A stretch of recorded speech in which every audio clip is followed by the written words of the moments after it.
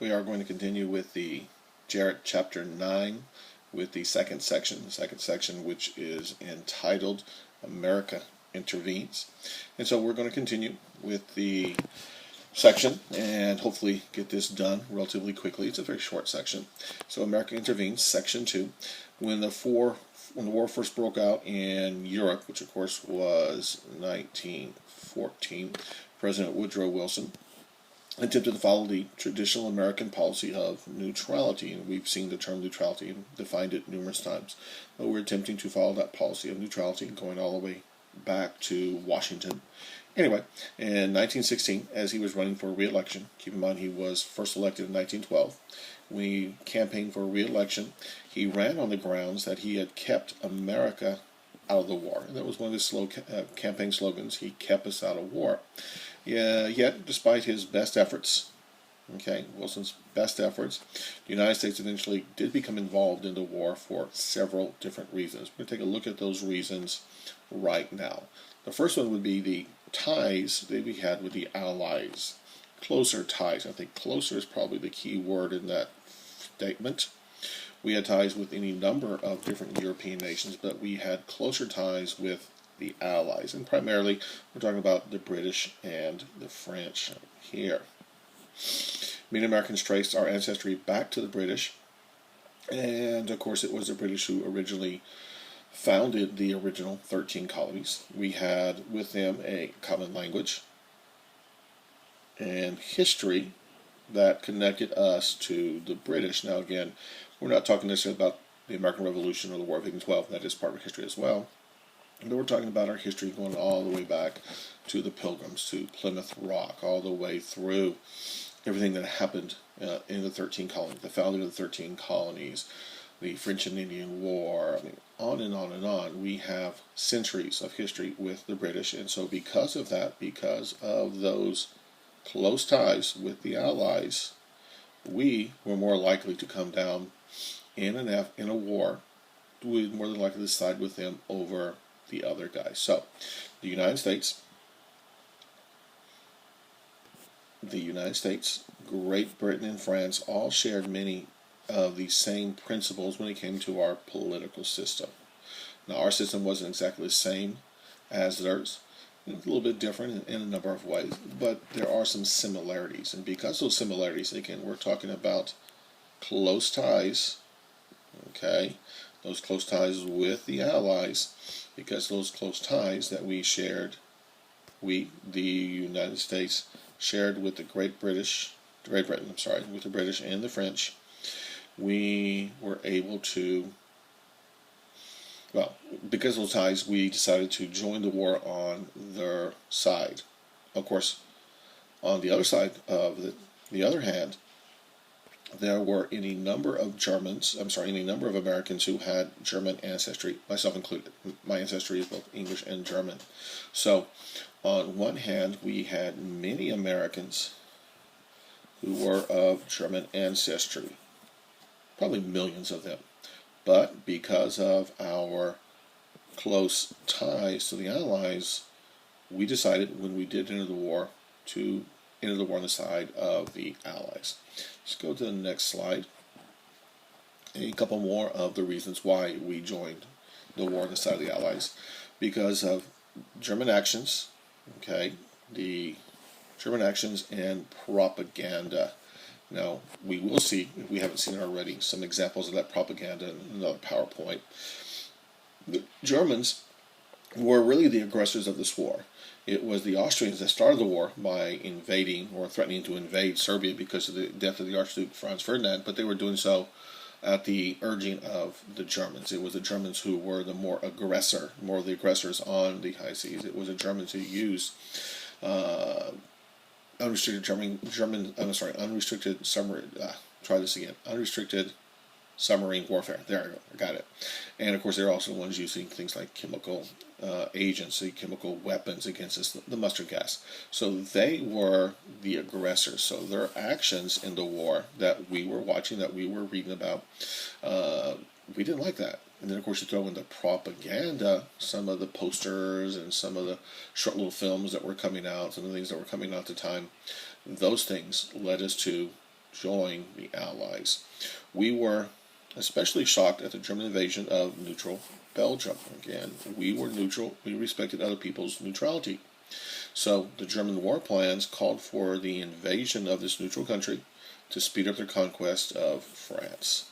Okay, so they wanted to go through Belgium, which is a small little country. By now we see it on the map. If we have it, we will see it on the map soon. They went through Belgium to get to France, to sort of bypass some of the defenses that the French already had in place. In order to outflank those defenses, they went through Belgium, which was a neutral country. It had been neutral forever, and it still is neutral to this day. We, American newspapers, yellow journalists, ran stories and pictures depicting the Germans and their atrocities against the civilians. There's one in particular I'll show you, again, if I have not already shown it to you, of a German soldier. You can tell it's a German soldier by his uniform and his helmet, dragging what looks to be a young girl, 10, 11, 12 years of age, away. In the background, you can see the fires, the burning of the cities of Belgium. Now, he's not dragging her away to get her ice cream. Those types of things, those types of propaganda, keep in mind we're talking about propaganda, those type of propaganda posters, those type of propaganda news stories run by the yellow journalist newspapers convinced us, the United States, to join against the Germans and join the Allies. Another one would be the Zimmermann telegram. We talked about this in great detail when we went over the vocabulary terms. Secret message from the German foreign minister, Zimmermann, to Mexico, promising a return of the U.S. territories to Mexico. Territories like Texas, New Mexico, Arizona, California, lands that Mexico felt that we had stolen from them. Anyway, Zimmermann promised the Mexicans that if they aided us, if they would help Germany fight the United States, and once the war was over and the Germans won, then those territories would be returned. Okay, those territories would be returned to Mexico, again, if Mexico would help the United States. As you can well imagine, let me clean this up right here a little bit. As you can well imagine, the American public was enraged. We were outraged. We were pretty upset when the telegram was discovered in print in the newspapers. Now, fortunately, the Mexicans did not take up the Germans on this offer, or lots of problems, particularly for Mexico, could have resulted. The strategy is good. We are attacked by Mexico on our southern border. We are distracted by this, which then makes it more difficult for us to send troops to Europe to help our allies against Germany. Germany wins the war over there, and then they attack with the help of their Mexican allies here. They attack us, defeating us, and then Mexico regains all the territory that the Mexicans, believe were stolen from them. It's a good strategy. It, of course, did not work because of the fact that the telegram was made public. The freedom of the seas. This is another one of those reasons. The freedom of the seas is something that we here in the United States have taken quite seriously for centuries. The War of 1812, the War of 1812, sort of the Second American Revolution, many people believe it to be, was fought primarily because of the British capturing of U.S. ships and the kidnapping of American sailors and forcing them to serve in the British Navy. That war was fought primarily because of that reason. There are others, but that's the biggest reason. So we have felt for years that anyone who attempted to stop the flow of the sea, the freedom of the seas, to stop shipping, was doing it unfairly, was doing it against what should be international law. Okay, so the main reason for our entry into World War I, and I think this is very important to understand, that the main reason for our entry into World War I was unrestricted submarine warfare. Well, in fact, let's take it back a step. Let's just start with submarine warfare. Okay? Clean that up a little bit so it's a little easier to see. Submarine warfare. Let's go with that first, and then we'll get to unrestricted submarine warfare. First little bullet right here. The British blockade. The British naval blockade. The British blockaded the German ports. Germany had several ports on their northern shore. Germany is mostly landlocked, but it does have access to the Atlantic Ocean through some northern ports. Anyway, the British naval blockade prevented food and arms were being shipped to Germany, at least through the seas. Now, of course, keep in mind that the Germans were pretty much surrounded by their enemies at this time. You had the French and the English as well, but the French and English to their east, and the Russians and some of their allies to the west.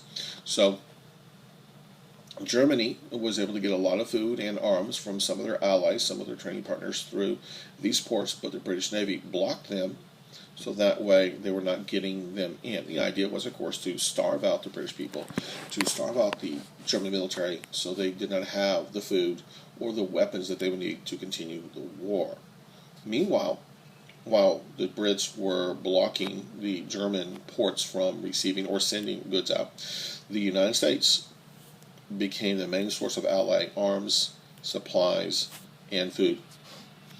We, the United States, were supplying tons of food, weapons, ammunition, and all the other supplies that we could to our allies. The German Navy was too weak. The British Navy is still one of the best, one of the biggest, if not the best, Navy in the world at this time. And the German Navy was too weak to break through the British blockade by using submarines, a relatively new technology. Though the first submarines had been used in the American Civil War, no one had really spent a lot of time or money developing them as a true weapon the way the Germans had.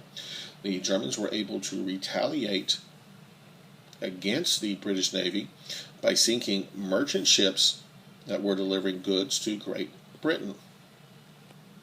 Of course, they could also sink warships, but since they were not getting food and ammunition and the other supplies necessary for war, they started attacking the merchant ships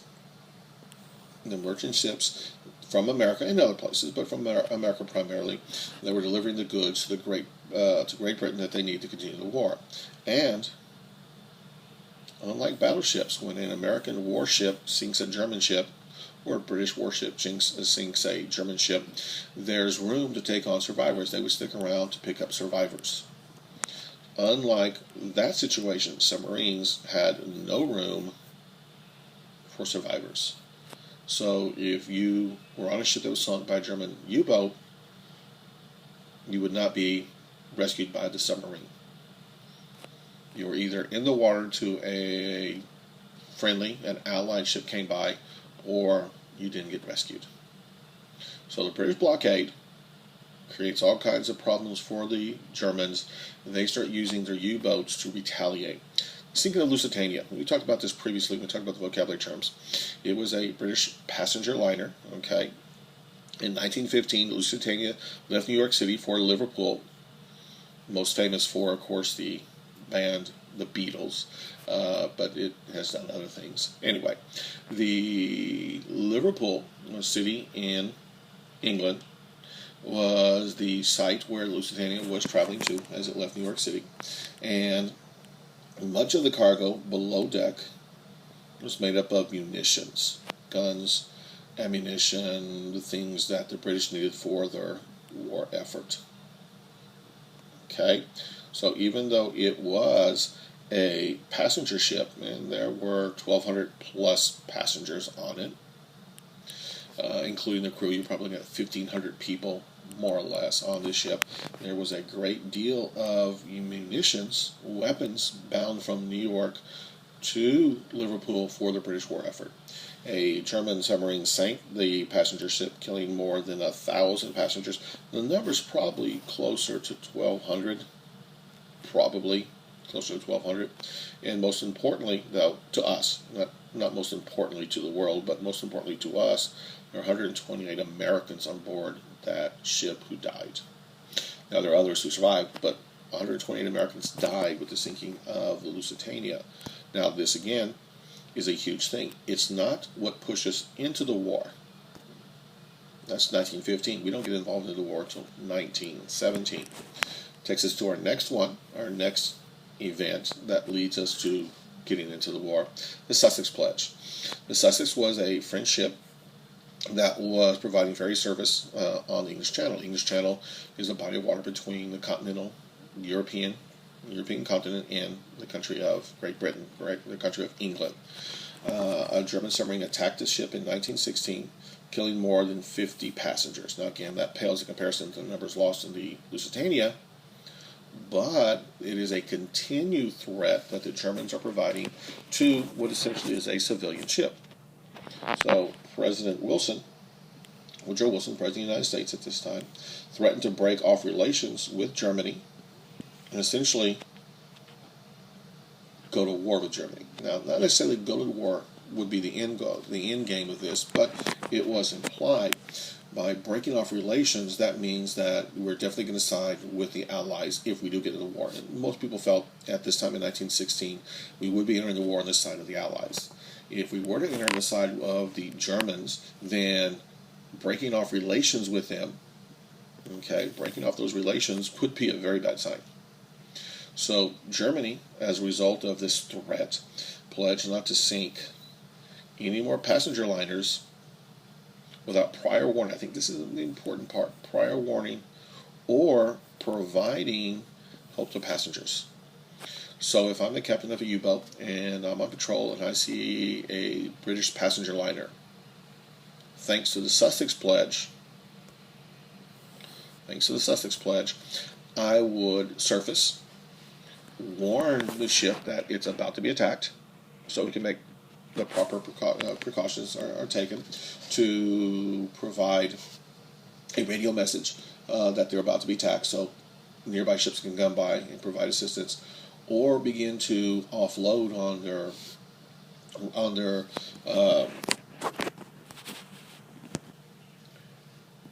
all right, I'm back. I'm sorry. Someone came to the room and I had to stop. Get back to where I was at. So the Germans pledged, thanks to the Sussex Pledge, to provide warning before they attacked the passenger liner, say it's a British passenger line, or provide help to passengers. So there's only so many of these boats, the small little boats that these passenger liners carried, that could carry the people in case of a sinking. And so without warning the possibility of getting the people on board, the civilians on board to those safety boats, those lifeboats, was almost non-existent. So the prior warning allowed the ship to begin to evacuate civilians in these safety boats, these lifeboats, so that way they would not be killed after attack. And then, of course, after the attack, the Germans were supposed to provide help. Well, because of the blockade, the British blockade, because of the fact that the war was going badly, because of the fact that we were leaning very heavily toward entering the war on the Allied side, the Germans, and this is the final bullet here, announces unrestricted submarine warfare. Because of the near starvation by the British blockade, the German leaders were desperate. Desperate German leaders announced that they would sink all ships in the blockaded areas. And I've either shown you or I will show you a map of these areas. This declaration of unrestricted submarine warfare violated the principle of the freedom of the seas. And so because of the fact that the Germans were losing, because of the fact that they were starving, because of the fact that we in the United States were still supplying the Allies with food and weapons, they came out and said, we're going to sink anything that we see. Anything approaching Europe will be sunk, regardless of the nationality of that ship. And so the concept of freedom of the seas, the right of neutral nations like the United States to ship non-military goods to nations at war, which of course, I think this is an important part right there. The Lusitania was not necessarily a non-warship. Now, it was a civilian passenger liner, but it was carrying tons of military goods. Now, this is a small point, but it's something we need to keep in mind. The Lusitania was carrying weapons to the Brits. It was also carrying passengers.